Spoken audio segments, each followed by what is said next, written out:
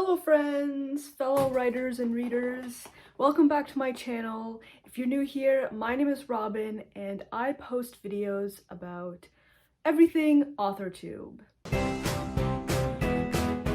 So today I have some very exciting news regarding my first book, the first standalone book I wrote last January and I published last March, I believe, in 2020. For those of you who are familiar with my books, know that so far I've only published on the digital medium. For those of you who are like, oh, you publish books? But you're looking at my shelf thinking, where are they? Well, the answer to that is they're all online. I've only published ebooks so far and digital format because my Medium articles are also all online. I have had some of my work published here and there in publications, university publications like the Innis Review at the University of Toronto, which is where I went.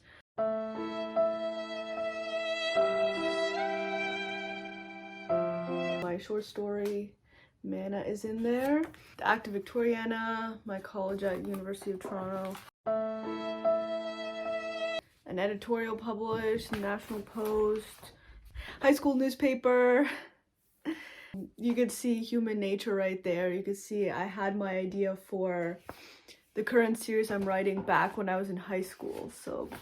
But yeah, I've never had an entire book published in hardcover form, so I'm really excited about that. So in lieu of my new release, I thought it would be cool to make a video about how I went from ebook to the published print paperback version. So as you could probably tell from the title of my video, I used Draft2Digital. For those of you who aren't familiar with Draft2Digital, it's a service that digitally formats your book for you. So if you're the kind of writer who just wants to write and doesn't want to worry about all this extra stuff like formatting, making your book look nice and everything, you just want to write and publish, get it out there, then Draft2Digital might be for you. So when I was first starting out, when I wrote my first book, The Boathouse, I was definitely that kind of writer. I just wanted to write. I didn't want to deal with the formatting, publishing, and the marketing. And Draft2Digital does a bit of all three of those things for you. So I thought it would be a cool idea to try it out to see how it fared. So I will be touching on those three things and how Draft2Digital handles those three things just in a quick three-part kind of talk, you know, and I'll let you guys know about my experiences with Draft2Digital, what it does well, you know, let you guys decide for yourselves whether it's something that you might want to try or not. And after I tell you guys the pros and cons of Draft2Digital, I'll tell you how I incorporate it into my writing routine. So stick around to find that out as well. So here we are in Draft2Digital. I just wanted to demonstrate for you guys, just to show you what you can do with the formatting in this program. This is the Boathouse. I've already published this. This is the ebook version, but you can still go back and change whatever you want. So that's pretty cool. And you can republish it. If you're doing a print version, of course, when you republish it, you will have to republish it with a different ISBN. It will be a completely different book. But the cool thing about the ebook version is that you can republish it as many times as you want and with the same ISBN number. And it's the same book. It doesn't have to be a newer book. So here you can add a title page for your book, a copyright page that's automatically generated, which is really cool, dedication page, and then you can write whatever you want, dedicated to. Here we have the chapter layout. So this is automatically digitally generated based on the manuscript that you uploaded to Draft2Digital. And you can see here it has my chapters. The first problem we see here with Draft2Digital is, again, that it's digitally generated. So you might have some issues with what Draft2Digital views as chapters. Then you can press on this button, help, these aren't my chapters, and you'll be able to see many different options that Draft2Digital gives you. The problem though is that if none of those options are correct, then that's it. There's nothing more you can really do other than contact them. So that's problem number one with the formatting. So as we scroll down the page, you can add promotional pages. Also, buy is basically a page that lets the reader know what other books you've written and links directly to them. But again, this is all within Draft2Digital. You can't link outside of Draft2Digital. If you want Amazon or link to your other books, you cannot do this. So that's problem number two with Draft2Digital is all the links are internal to Draft2Digital. So if you want to link to anything, it has to be done by Draft2Digital. The cool thing about Draft2Digital is, like I said, everything is automated and they add pages for you. So you can add an about the author page with a photo as well, and they put that at the end of the book, and you can actually link to your website from that. That's a cool feature they have. They can sign up for any notifications for new releases. If you release a new book, they will get an email that you have released a new book. But again, it's all within Draft2Digital. So if you publish it elsewhere outside of Draft2Digital, they will not get a notification for that. All right, so here we are in the preview page. So this is the step right before you publish your book. Here you can basically just flip through your entire book and make sure that it's to your liking. And if not, then you can go back to the previous steps and tweak whatever you want. But like I've mentioned before, it's all digital, so it's going to be hard to get any kind of small customizations correct. It's a hassle. The one thing that you can link to is like your website. You can't directly link to Amazon or any of the other book retailers because you're selling through Draft2Digital, so you can't link to other retailers. So here they have automatically generated table of contents based on the chapters that I showed you in the previous section. And then the dedication we have here, I have a little sketch that I wanted to add in. This was a little customization on my part. And as you can see, there's little room for putting it exactly where you want it, formatting it nicely.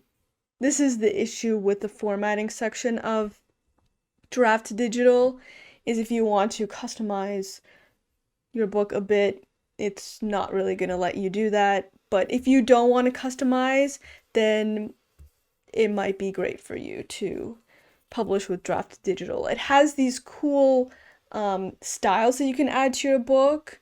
I chose to go with the Nevermore style of mystery and thriller, and I thought it looked really great for my book, and it fit what my book was about since it's a psychological suspense.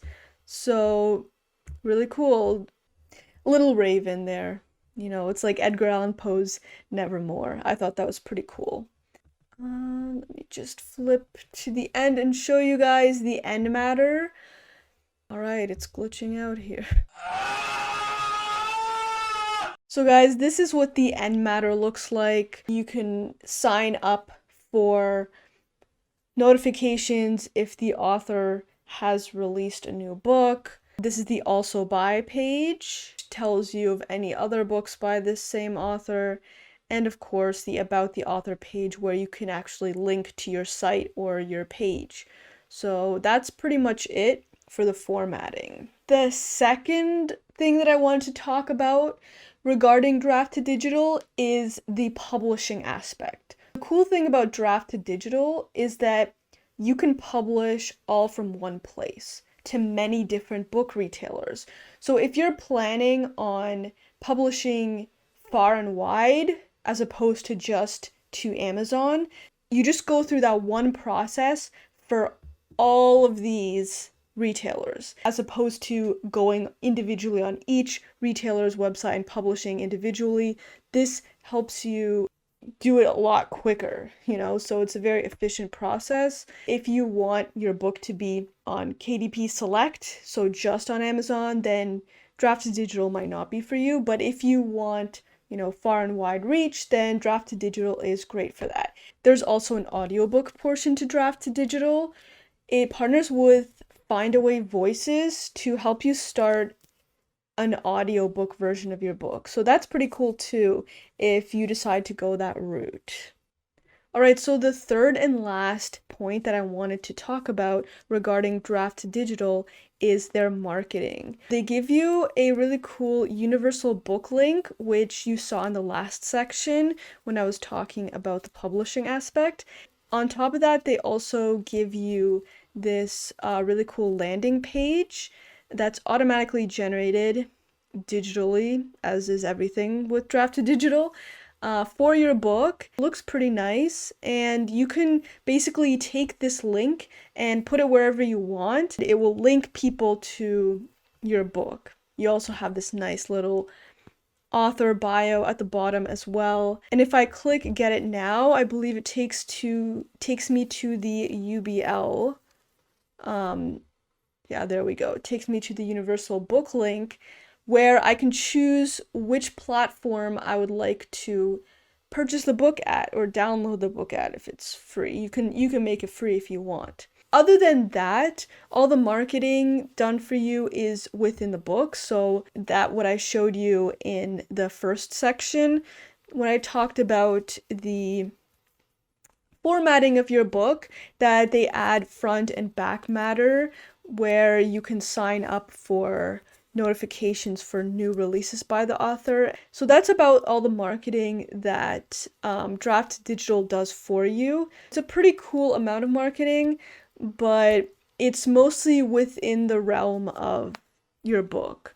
So I just wanted to let you guys know about all that Draft2Digital has to offer for that marketing side of things. Another thing to note about Draft2Digital is it was created primarily for a digital usership, writers who are writing ebooks and not so much print books. But since I believe almost a year now, they have released a print book beta. This is where my book comes in, The Boathouse. Like I mentioned before, I released The Boathouse in ebook version last March, and now that they have a print beta, I decided to try it out because why not? I already have my book on Draft2Digital. I might as well try their print beta and see how it fares. So I have used their automatic print cover and interior formatting to generate my print book, and I'm really excited because I'm just waiting now for my author copy. I will receive my author copy, check it out, see how it looks, see whether it's releasable to the public yet, and then I will update you guys on how that is. As soon as I receive the author copy, I will make a video showing you guys how it looks so you can see how a Draft2Digital formatted print book looks. So stay tuned for that, guys. Be sure to like this video if you found it useful or informative, and subscribe to my channel to be the first to know when I receive that book, and I'll show you guys exactly how a Draft2Digital formatted book looks. And I'm also directly linking my standalone book, The Boathouse, in the description below, so check it out if you want to see how a Draft2Digital formatted ebook looks like. And let me know what you guys think of it. You can just comment down below what you think about Draft2Digital and whether it's something that you would try personally as an author, or whether you prefer to be a kind of more free self-published author and outsource your book to other artists and people rather than digital software. Alright, so since you have made it this far into the video, I'm going to tell you how I use Draft2Digital these days. So as you saw with The Boathouse, I have used Draft2Digital to distribute to all the big retailers, including Amazon. But for my most recent books, so my series, this is the first book in the series, Benny's Story, you can see that Amazon Kindle is not on this list. Then how is my book on Amazon, you might ask? The answer to that is I published on KDP independent of Draft2Digital. So in short, I publish to all the other retailers other than Amazon through Draft2Digital, but then for Amazon, I go directly through KDP and publish there.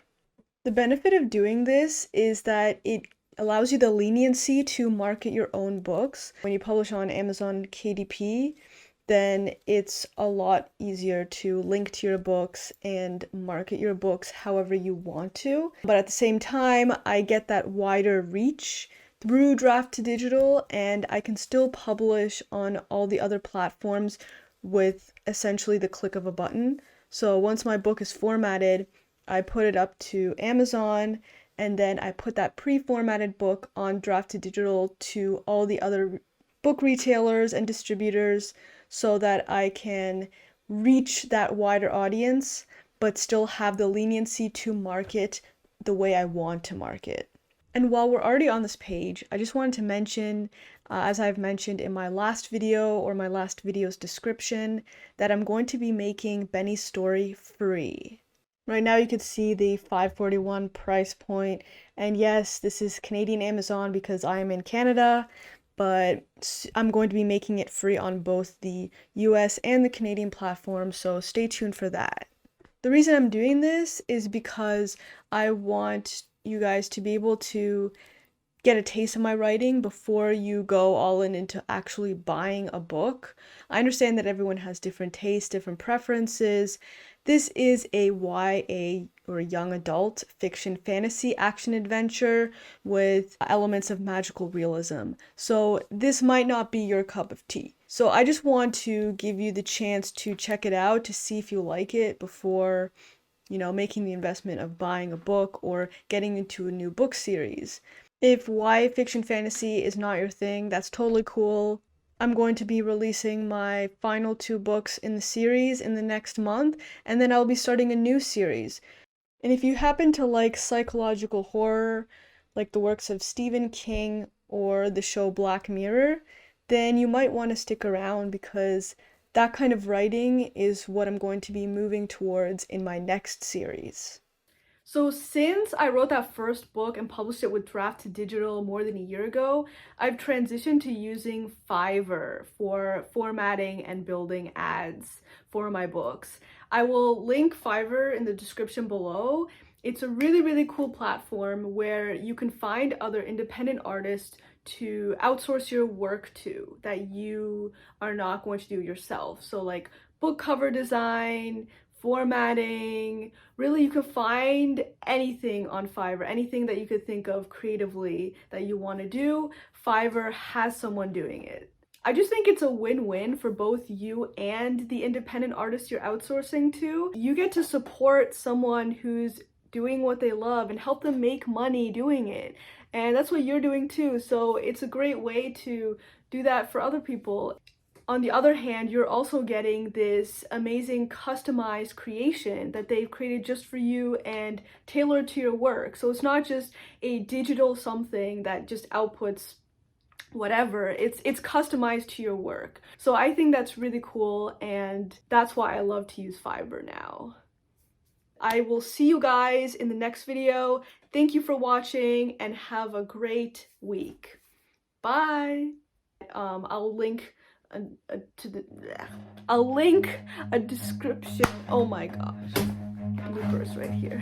Run.